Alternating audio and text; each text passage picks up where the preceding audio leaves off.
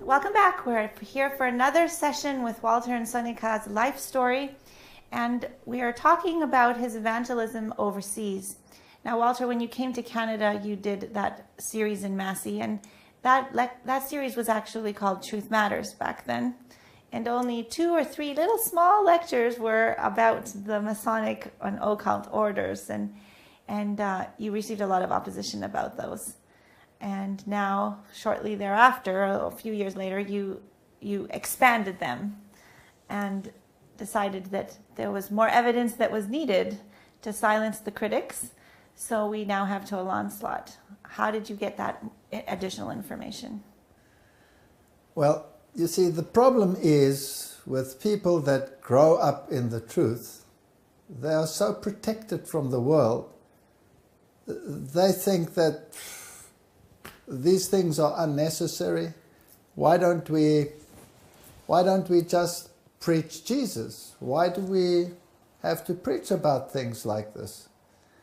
They don't understand. They're sitting beautifully, comfortably in the church, enjoying all the privileges, while people like I was out there in the world, destitute, robbed of truth. I mean, one of my colleagues was a Seventh-day Adventist. He sat next to me in an office not far from me, 19 years, and never opened his mouth. When I became an Adventist, I thought I was going to clobber him. 19 years, and he doesn't tell me. And this is how I felt. So this was not information for them. They were already comfortably sitting there. This was for the outside world. There may be other people who feel like you did. Exactly, and someday. This is where I came from. And people say, how can you speak against Catholicism in this way?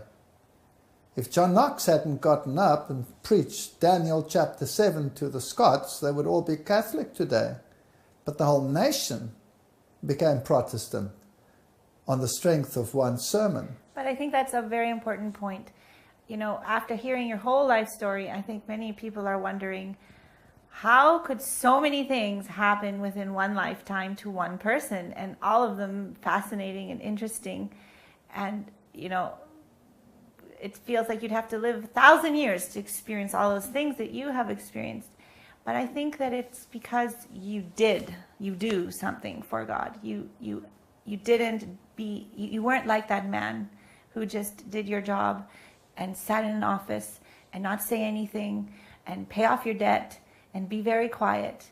But despite your debt, despite all the hindrances, you wanted to work for God. And people who are going to work for God are going to experience something exciting in their life. There's going to be opposition, and then they're going to be tested.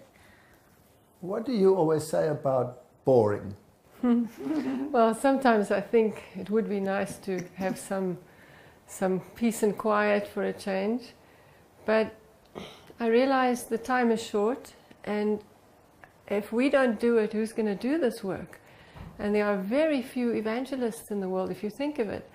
There are just a handful of people that are still preaching this message. And in the beginning it was tough, it was hard for us because our children were small and he had to go alone and I had to stay home. And, well, you know, many things happened to you when he started giving these lectures. It was like Satan was trying to attack the family. He was going full out to either destroy me or the children or him, for that matter. Yes, I know. I remember how many times he would be gone and Satan would be attacking you. Yes, many times. Yeah. But we kept on going, and the Lord helped us through all those things. Some of these things are pretty traumatic, some of the things that happen, and particularly the opposition. Now, the opposition from without, that's there and it's gone. Mm-hmm. But the opposition from within is always with you. It's much worse than the opposition from without. You know, when we were in Oklahoma, we did a series in Baton Rouge, Louisiana. And And if you remember when we were there, we met so many people who were in the church who were also members of Freemason lodges. And we had some horrendous stories told to us of people who had firsthand experience with these things that you were talking about, even sacrifice and 33-degree Mason things. And that's where we really realized that this is an untapped or unreached group of people who is really not aware of what is going on in the secret societies, and they're just blissfully joining them and thinking everything is fine, that they can actually be church members and also members of Masonic lodges. And our members don't understand that these things are real. Yes. They don't understand the force that is controlling everything from behind the scenes. Because a human mind cannot by itself pull all these strings together and make all the puppets dance. It's impossible. So behind the scenes, there are demonic forces. The dragon gave him his seat and power and great authority. I had to deal with the dragon power. It was in my life. I had to have physical confrontation with him, spiritual confrontation.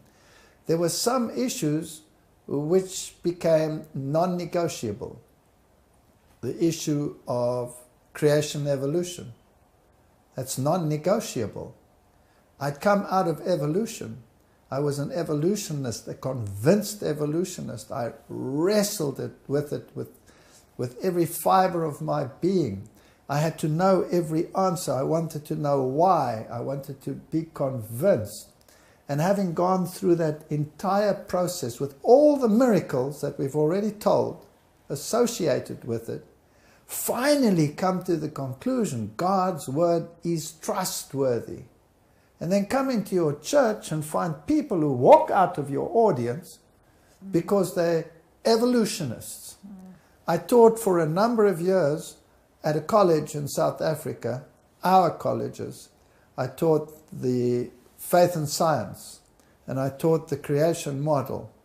And then one year my workload got too big and I couldn't do it. The next year they're preaching evolution.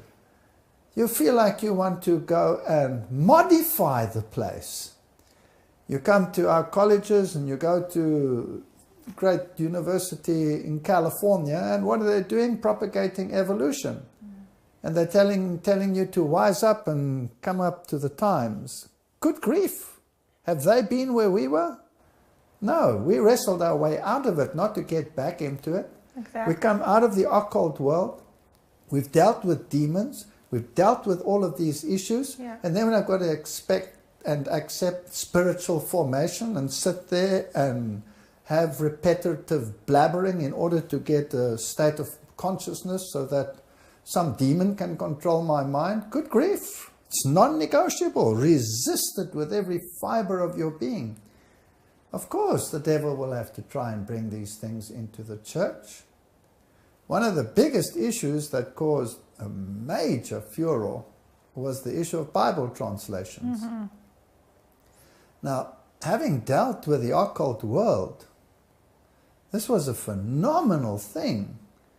Knowing that a word here and a word there, and reading the writings of Westcott and Hort, where these people themselves say that they changed the word here and they changed the word there to give it an entirely different meaning, and that they belonged to ghostly guild societies, and that they dabbled in the occult, and that they were members of secret societies and wrote the oaths of allegiance for these societies. And then people are so, how shall I say this, blissfully asleep that they do not see that there is a major issue here. Now, I don't know whether I should say this, but maybe I should.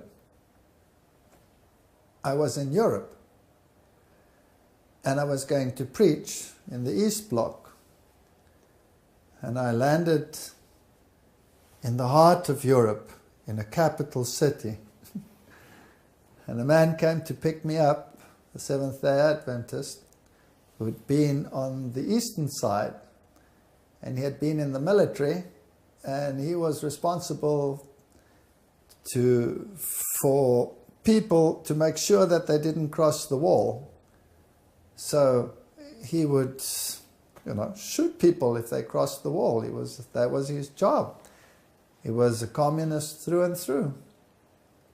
And when he picked me up, I had 3 hours in the car with him, and we traveled to a little town, and he was telling me his story, amazing story, about how he came out of this communism with this hatred for the West. And anybody who wanted to go to the West was something that had to be annihilated. And then, of course, the wall fell, and their world crumbled. And those that were in the military became part of the Western military. And so now he was still in employ, but he received his money from another source. And when he got his first paycheck, there was a deduction for church tax. And this freaked him out. So he went to the officers and said, "Excuse me, what's that? What's this deduction?" They said, "Well, that's what we do. We deduct church tax." He says, "I don't belong to any church. Take that away immediately. I'm not paying any church tax." They said, "It's not so easy. You must first resign from your church." He says, "I resign from the church." So they said, "You can't do that. You have to say, from which church do you resign?" He says, "I don't know." "What church? What's the biggest church here?" So they say, "A Protestant church." So he says, "Good, I resign from, let's say, the Lutheran church. I resign." So he resigned. That weekend he spoke to his family and said how silly these people were to deduct this. And they said to him, "But you're not a Lutheran." So he went back to his military officers and says, "Excuse me, I resigned from the wrong church. Just correct that. I resigned from the Catholic Church." So he resigned from the Catholic Church. And this is what he was all about. And then at some stage in his life, he'd come into contact with Adventists. And after the wall fell, his life fell apart. He wasn't, his ideology was gone. He was destitute. So he decided he was going to look for an Adventist church. But he didn't know what church was. He thought it was some club. So he went to a church, found a minister, and the minister talked to him and he said, "I want to join your club." He said, "No, you can't. You must first have Bible studies." Okay, initiation process, let's get this over with. Went to a few, said, "What's next?" "You must be baptized." "What's that?" "You go under the water, you come up." Great. So he went down the water and came up. Now he's been initiated.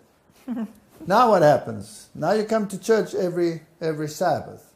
So he went to church every Sabbath, and after a while he said, "And now what? This is boring. Don't you do anything? You just sit here and sing. Is that it?" This is what his mindset was like. It's so funny. And then they said to him, "No, well, we've just gotten back all the things that the communist government had confiscated. They'd kept that all neatly stacked away somewhere, but it was now, 2 generations old. So you can help us sort it out and incinerate what we don't need." And so they finally found a lot of books and stuff. And there he had the books. And he said, "What do I do with these books?" And they told him, "No, the books aren't necessary, they're outdated." So he said, "Are they Adventist books?" And the person said, "Yes." And they turned out to be Spirit of Prophecy books. So he thought, well, if they're Adventist, I'm not going to incinerate them. He took them home. And he started reading them.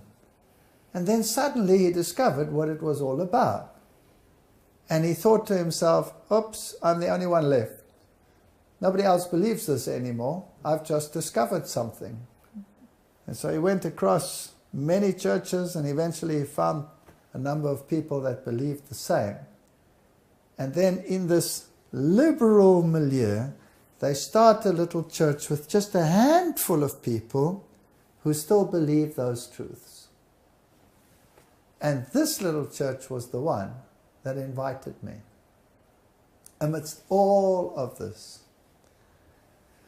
So they'd organized a public campaign, but one of our colleges, one of our big colleges, knowing what I preach about secret societies and all of these things, had forbidden their students to come to the lectures and sent out an official letter that the students were forbidden to attend, which was a perfect invitation. You can't give a student a better invitation.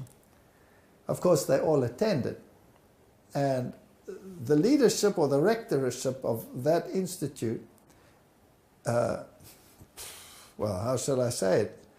They would minimalize the spirit of prophecy.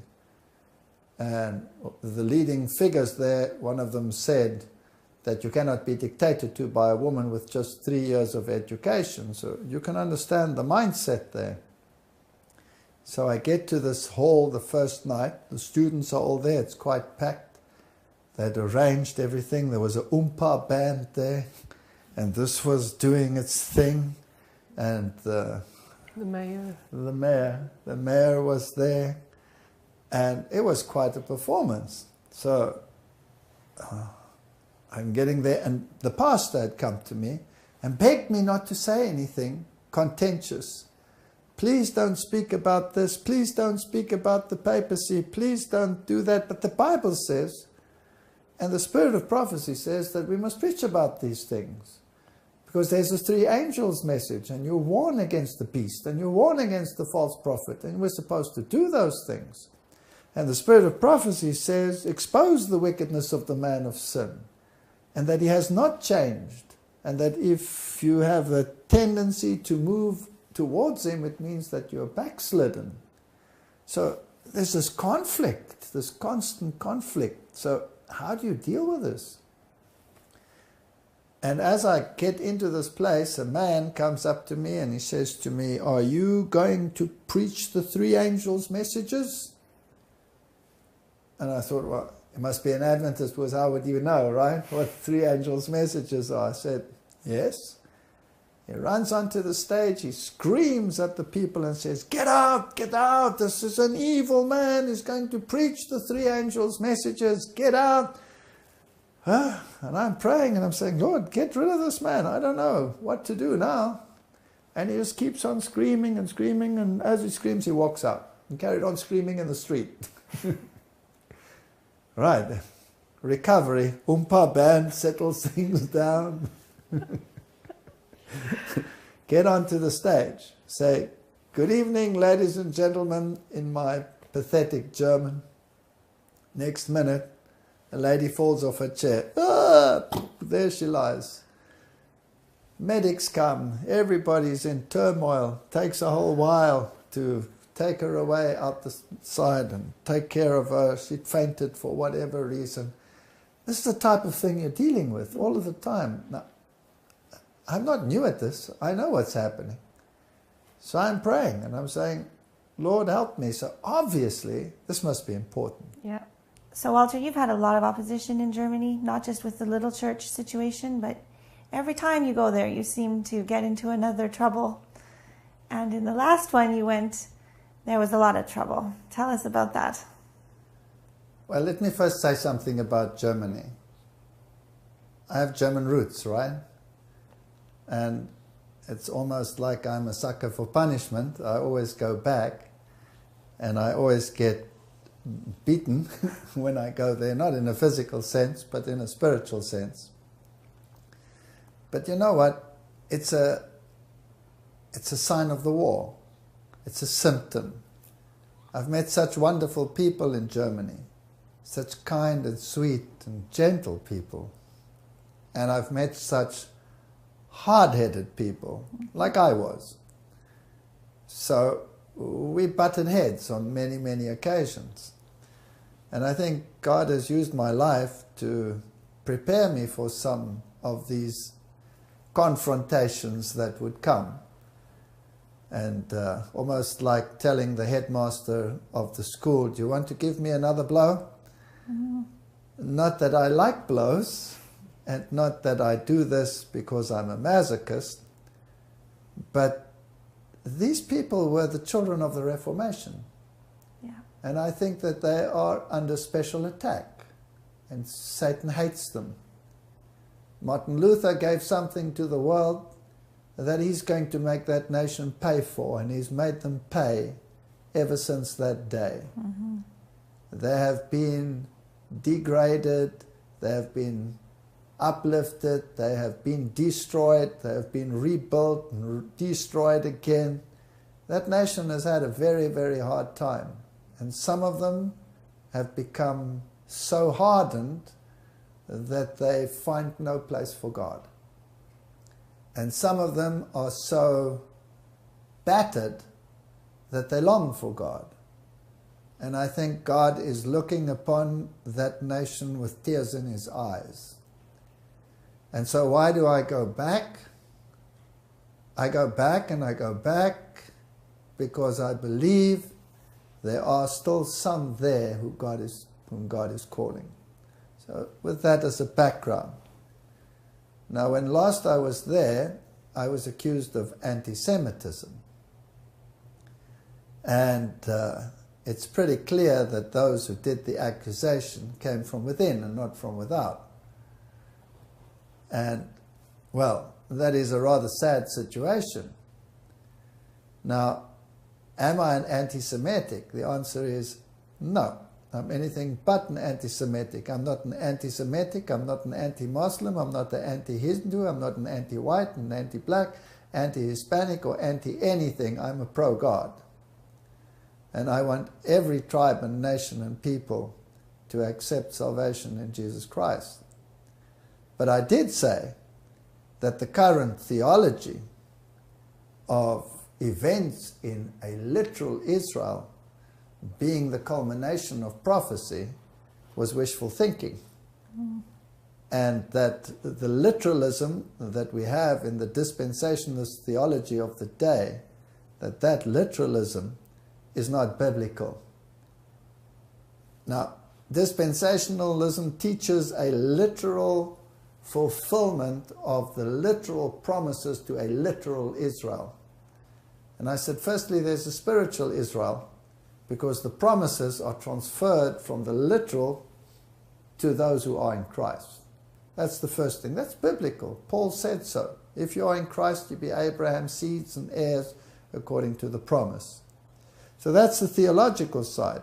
But even physically, they cannot be the heirs, because the European ones largely come from the Khazars, and this caused major problems, because the Khazarian theory was one that was disputed hotly, because this would mean that they're not even Semites, that they come from Yafet, so they cannot be the literal heirs. And so all of this was used against me, and I'd said that the nation had been herded like cattle in the Nazi regime, and this was considered anti-Semitic. In actual fact, I considered this the exact opposite. Yes. Because that's what they had done to them. They had humiliated them. They had treated them evilly, badly. And so I thought as a positive, but they interpreted as a negative. Yeah.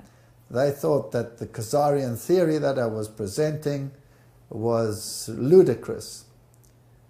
And the accusation was then handed over to the authorities, and they had to investigate it, which they did over a 6-month period.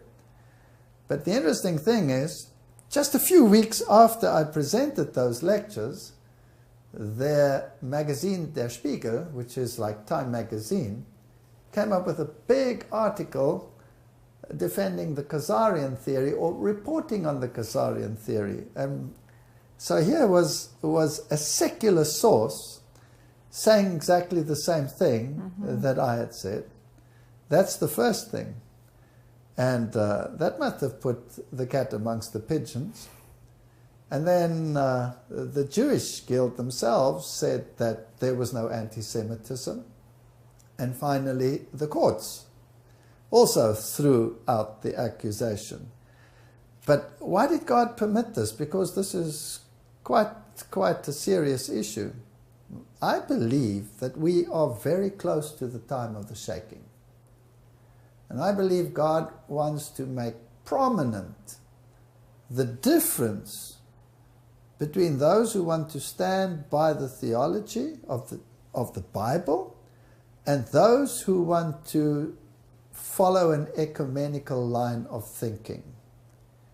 And if you want to accommodate everything that the Bible calls Babylon and make that your theology, then you are in serious trouble. Is it even bad to call religious systems that no longer follow the precepts of the Bible Babylon? Is it bad? Because God says, come out of her, my people. So God's people are in those systems. This is not an attack against people. This is an attack against systems. And if we don't give the prophetic trumpet a certain sound, how will we know where to rally? And how will people know what to come out of if they're not exactly given the definition? So when we have these campaigns where we say, oh, we have to watch out for the mark of the beast, or beware of the false prophet, but we don't say who the beast is and we don't say who the false prophet is, let alone what his mark is, then what's the point? Yeah. You might as well leave it. So I believe it is to make issues prominent. And if he counts us faithful and worthy to suffer as a consequence, then so be it. You see, when everything goes wrong, then I know God wants this thing done. Exactly. And I've said this to you many times, right? The more the opposition, the more important it is that this thing gets done. And I gave my lectures, and that's where the furor started, with the Bible and this occultism. You know, this is not necessary, and they were preaching that the modern translations are so much better than the old translations, and they tried to label me with a King James only man or a this or that. How could they do that? I was quoting Luther. He didn't write the King James, did he? And it was a received text versus the Alexandrian texts issue. And of course they all sided for the new one, and I was to be banned and all of these issues. And then I was told that I didn't have the right information, I'm not a theologian, I'm getting onto holy ground, I have no right to speak about these issues. And you know, this issue of holy arrogance comes up, and I say to myself, do you have to be a theologian in order to preach the Word of God? That's definitely what people are saying now. Isn't that what they're saying? That's definitely the new trend. Well, that disqualifies the apostles. Absolutely. It disqualifies John the Baptist. And all our pioneers. Yes, all they the were pioneers. children. They were children, yes. Yes, they were 17 years old, 16 years old, 12 years old. I mean, ludicrous, ludicrous.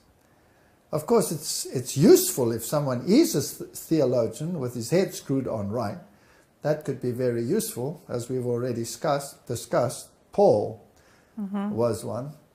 And we also did say he had to be struck blind in order to see.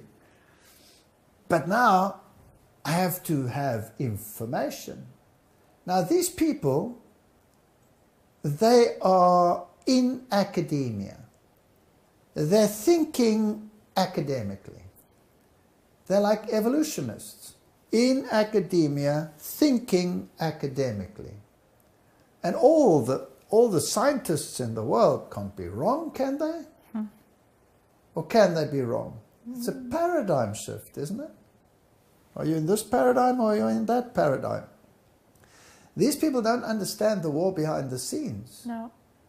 And I don't think they really think about what does a word do and what does a word there. But I'd read the occult writings.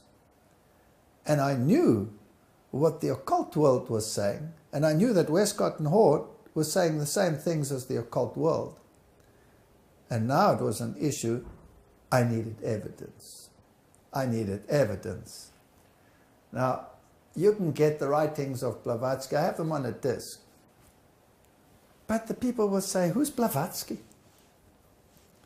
They don't understand that Blavatsky is to the occult world what Ellen G. White is to Seventh-day Adventists, except they have more respect for her than we have for the spirit of prophecy. Mm-hmm. Some of our people are saying that yes, she has the same inspiration, but she doesn't have the same authority. And you cannot use her for exegesis, you can only use her for homiletics. Well, if she doesn't have the authority, then how can she have the same inspiration? They're mutually exclusive. It's either one or the other. And if you cannot use her for exegesis, then you might as well trash her. So that's not getting rid of her, but that is making her of none effect. Mm-hmm. And so I said to my wife, I need absolute proof. I have it. But I don't know whether they will trust something that comes off a web page, something, because that's another accusation. Oh, he gets it from the web page. Oh, he gets it from an obscure source. Morals and Dogma is an obscure source. That shows such blatant ignorance it boggles the mind.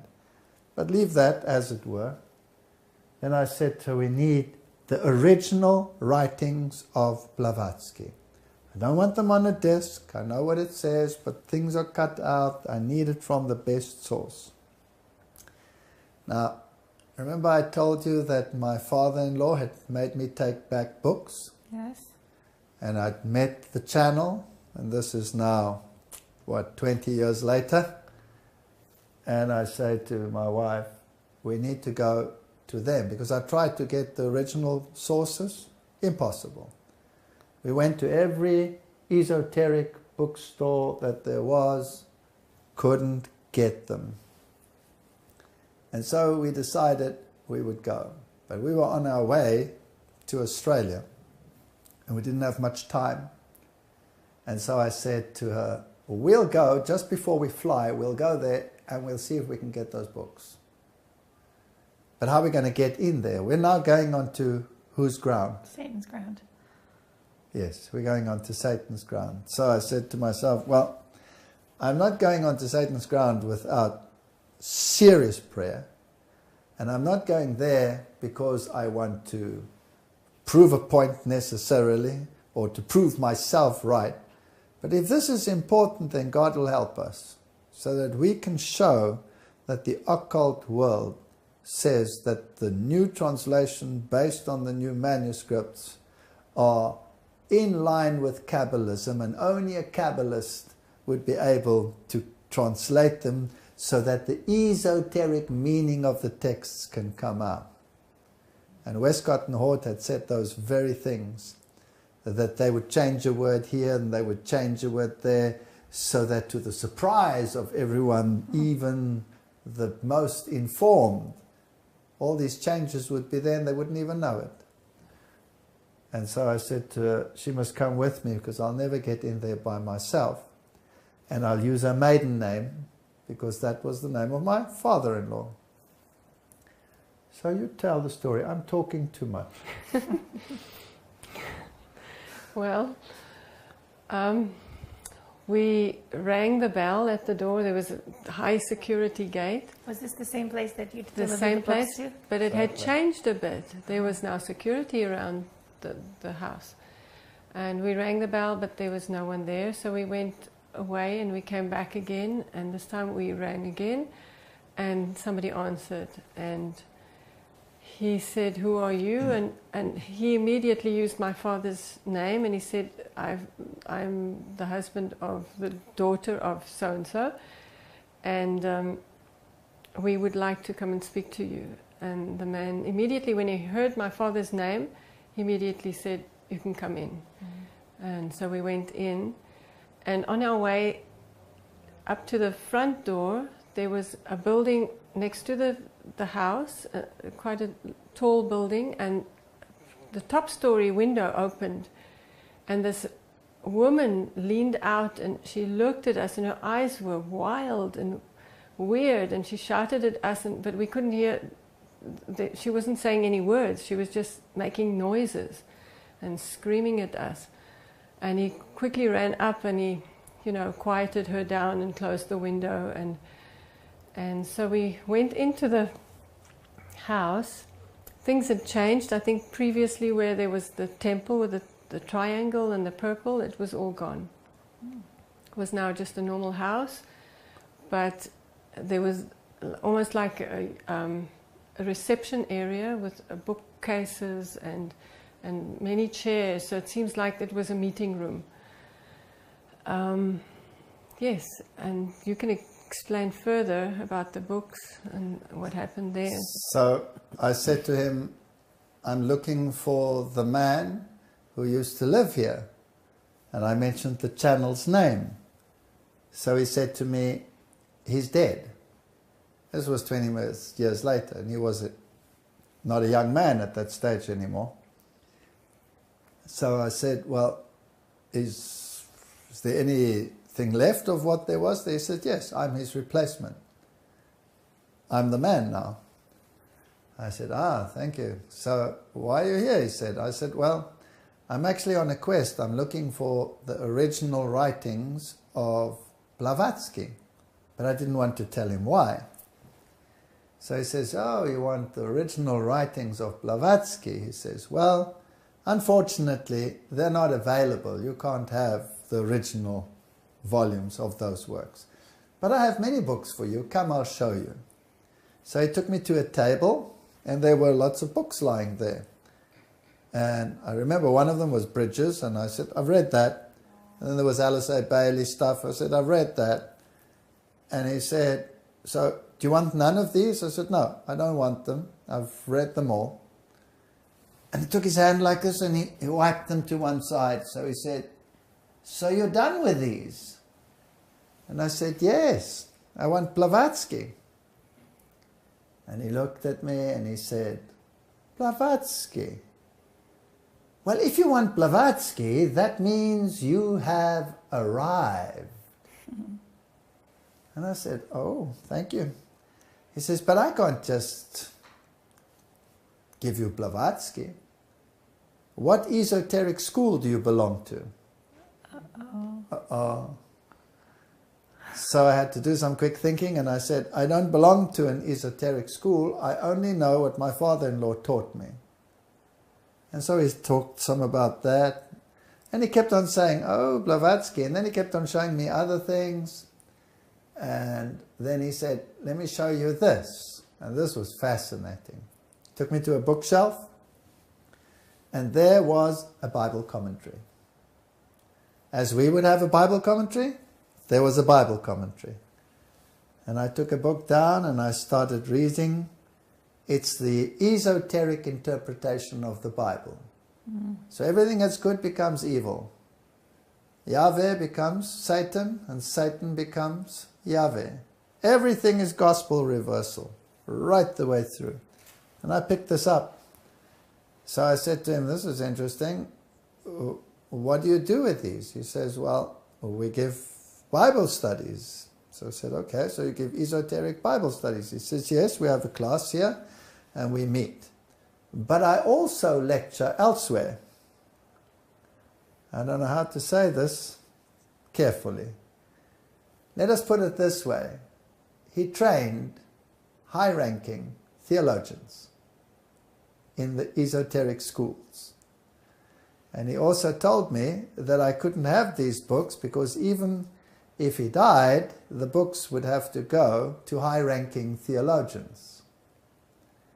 Now that's fascinating to me because that meant that some of the high-ranking theologians that are preaching or teaching students are actually trained in occultism and esoteric knowledge.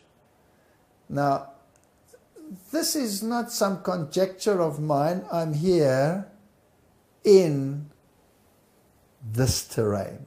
I'm getting it out of the horse's mouth. And he's almost making it his boast. But I didn't have too much time, and so I said to him, we have to go because I have to go to the airport. And I'm sorry that you didn't have it. But he wasn't through yet, so he said, wait a minute. And he went downstairs somewhere, and he returned, and he packed out Blavatsky's writings in front of me. He was whetting my appetite, of course. Now, let me make this quite clear. I don't want to read Blavatsky's writings. They're nauseating to me. I've struggled through them. I've read what she has to say. And Isis Unveiled, all of these books, I've read them when I was still in the occult world, but I never had the original writings so that I can verify absolutely page so-and-so, this is real. So then he said, but you can't have them, of course. So I said, but can't you get another copy? He said, no, I can't. And we were just about to leave. He says, I do have one more copy, but unfortunately you can't use it. I said, why not? He said, it's in a foreign language. And then he disappeared downstairs and he came back with it and he put it down there and it was in German. So I didn't want to seem excited. So I said, that's a pity. It's in German. He said, yes. I said, well, you know what? Some of the words I probably won't understand and I can use a dictionary. Maybe it could help me after all. Would you give them to me or sell them to me or whatever? I didn't bring much money or anything like that. He says, oh no, you can't buy them. They're priceless. So I said, but I don't want them for nothing. He says, no, no, no. And then he said, you know what? How much money have you got on you? So I opened my wallet and I had, what was it, 300? I had 300 Rand, that's $30. So he said, make that a token donation. And he took it and I got the writings. Now, why did I want them? The reason why I wanted them is because they state categorically that the old Bibles that the Protestants used, the Protestant version, that poisonous asp, same wording basically as the Jesuits used for those writings, that they had been changed esoterically, and then she proceeds to show how they were changed esoterically and gives the esoteric meaning. And then she says that the only ones who would resist this esoteric interpretation would be the Adventists. Now, why would she say that? And so this is information that is important, and it is verified to me that it's not some airy-fairy source, but by the highest occultist in the country. When you have those writings, you have arrived. I don't want to read those writings. I've been there. I don't need esotericism in my life, but I do need to know that when I state something of this nature, it's verifiable. Is that the quote you put into the Bible versions document? That's correct. Now, you can say what happened when we left. Well, when we left, again, this window opened and this lady just poured out and she looked down on us and she was going absolutely crazy. It's almost like she was trying to tell him not to let us go. And she kept on screaming and he apologized that she, There were no normal words. She said she was in this state or something. Yeah, he obviously, she had some problem, but it was almost like she was trying to stop us from going. And we left very quickly and we were out the gate. And we thank God that we had come out of there in one piece. And that perhaps it was more important for me, being under attack from everyone on the outside, to have it absolutely verified and established that this was solid ground, so that I couldn't be moved. And I believe that is what happened. Now, many of the occult writings that I had them in boxes. And they broke into our house. And what they did was amazing. They took some of my son's clothing. They took all my slides, my lectures, and they were all neatly packed into lectures, and there were many of them. thousands of slides. They took them all and emptied them on the carpet. They didn't take them away, and they mixed them all up. It took me weeks to resort my lectures into a series. It was horrendous. And they stole the occult books. They took them out of my house. So God protected your slides, but he let them mix them up. He let them mix them up, yeah. Now, I want to talk a little bit more about some of the trials you experienced during your evangelism. I remember one time when Sonika was very ill, and you were doing an evangelistic series. Tell us about that. At one stage, I was doing evangelism, and Sonika became very ill and had to have an operation. And we told the surgeon that she bleeds and that she wanted to donate blood, right? Yeah, she wanted to donate her own blood before the operation, so that if she should bleed, then...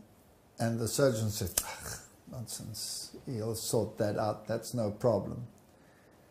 And then they did the operation, and she was in terrible pain.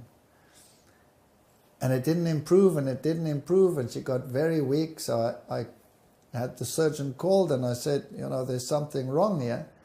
And he hadn't put a drain in. And I said, you know, what's happening here? And he said, no, it's normal. And he read the hemoglobin level of the blood, and he said, the instrument is not in order, there's something wrong with it, she'll be fine. And he sent her home. And at home she was getting worse and worse and worse, and finally she could only whisper. So I was rather desperate, so I called our house doctor, and the house doctor came, and she took one look and she said, she's hemorrhaged inside. Her whole abdomen is full of blood. And we have to rush her to the hospital. She was going into a coma. So she said, she came out to me and she said, I don't want to upset you, but I don't think she's going to make it. And in the meantime, I've got my 2 children in the house, and I'm dealing with this crisis, and I'm trying to get an ambulance or something. She says, there's no time for an ambulance, no time to wait for an ambulance. You have to put her in the car. So she was wrapping up, and my daughter goes hysterical because my cat, we had a Siamese cat, had run into the road and a car had knocked her over. But she was still alive, and so she ran and she jumped through the window and she jumped onto my daughter's lap and died on my daughter's lap. Oh no. So here this cat dies on my daughter's lap. My daughter is hysterical. How old was she? She was young, still about 10 years old. 10 years old. She was crying hysterically.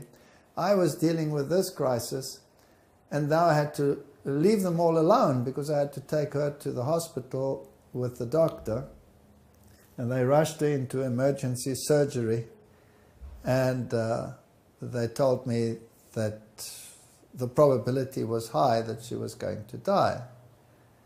Now, I was busy with a campaign at this stage as well, and so I went to the hospital and I said to her, I'm staying with you. I'm not going to do the campaign, I'm going to cancel it. I'm going to phone them and tell them there's a crisis. And what did you say? Well, I can't remember, but you told me that I'd said that you must go. I'll be fine. Just go. She whispered, go. And I said, no, I won't make it. You won't. What if something happens to you when I'm gone? I'm going to be here. She said, no, go. God's work is more important than your feelings. And so I went. I can't remember whether it was that one or the next one, but I was ill. I was sick. And I did the campaign. It was in Cape Town, so it was about a 40-kilometer drive there in a suburb, and I did the campaign. And quite a prominent evangelist came into the church as a consequence of those meetings. And I remember I was sick as a dog on that stage while I was lecturing. And I did the whole lecture, ran off the stage after the lecture, and was terribly sick. Drove home, had to stop the vehicle every few kilometers, get out, and I was lying next to the road, terribly sick. And then I get back into the car and drive home, not knowing. I'm stressing because is she going to be alive when I get home or not? And eventually she slowly started recovering. But she was so weak that they said to her she had to lie in bed. Was it 6 weeks? It was about 6 weeks before I could actually get up and Yes. move. So now she's at home, and in the day I have to go to work. I'm at the university. In the evenings I've got lectures, campaigns. So I take the kids to school. Early in the morning I come back and I have to help her to go to the bathroom because she can't go there by herself. She's lying in this bed. She's very weak. And I have to make her some food. So I gave her some avocado and some fruit and some bread and things and put it next to her bed so that she could have something to eat for lunch. And then I'd have to go to work and leave her alone. And there's no one to take care of her. There's nobody who helps. We didn't know the people so well, etc. And now you can tell the rest of the story. Well, I was feeling a little bit depressed. I think I was weak. I wasn't sure why these things were happening. Many things were going wrong with us at that stage. In fact, as I said before, since he started to research these things and lecturing the total transformation kind of lectures. Total onslaught. I mean, total onslaught, yes. Everything started to get worse and worse. And our family was under attack. And I was lying there and just thinking, you know, have I lost contact with God? Is he still there? Is he still speaking to me? Where is he? And I remember we had a German Shepherd dog and a cat, and we used to leave the back door open for the dog to come in and go out. And the door was open, and the dog was sleeping in the passage, and the cat was sleeping somewhere in the lounge. And normally, you know, they wouldn't let any other animal come into the house. And I heard these little footsteps coming up the passage towards the bedroom. And the next minute there was this little squirrel. It jumped right up onto the bed. And I was still thinking, how on earth did it get past the dog and past the cat? Because they would just destroy the poor animal. And so it jumped up onto the bed, and I was at that moment propped up trying to eat my lunch with the avocado and the bread and the fruit, and it came right up to the plate and it started eating on that side of the plate the food. So I gave him his half and I took mine, and so we sat there eating until he was finished, and then he jumped off and he went and lay on the couch. There was a couch in the bedroom, and he lay there in the sun and for maybe an hour, and then it went out past the dog, past the cat, and out. And I thought, wow, that's very interesting. It's so tame. Why would a wild animal do that? Next day... But you must remember that you love animals. Yes. So this was... I love animals. I've always loved any kind of animal. And the next day, lo and behold, lunchtime, here comes the little squirrel up on the bed, has its lunch with me. And this happened every single day for the time that I was still in bed. And once it was almost 6 weeks. And at the end of that period, I was able to get up, and I went outside, and I was trying to see where the squirrel was, and it was up in a tree. And it saw me, and it came running down the tree, and it ran up my leg, onto my shoulder, down the side, and up into the tree. And that was the last time I ever saw the squirrel. Never came back again. Almost like it was saying goodbye. Yeah. I've been there for you. And in that time I was so strengthened because God, I knew God could even send an animal to make you feel that He's close, because that's His creation. And I felt that He was close, even through a little squirrel. Well, Walter and Sonika, I think after listening to your entire story, it is very clear that God has been with you, that He has led you in miraculous ways and has been leading you this whole time to bring you to where you are.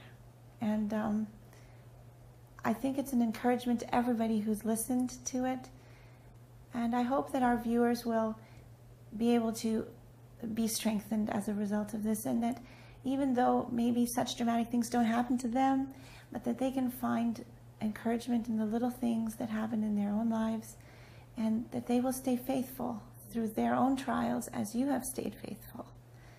And thank you very much for joining us and telling us your very long and very exciting story. Thank you. And thank you for joining us as well.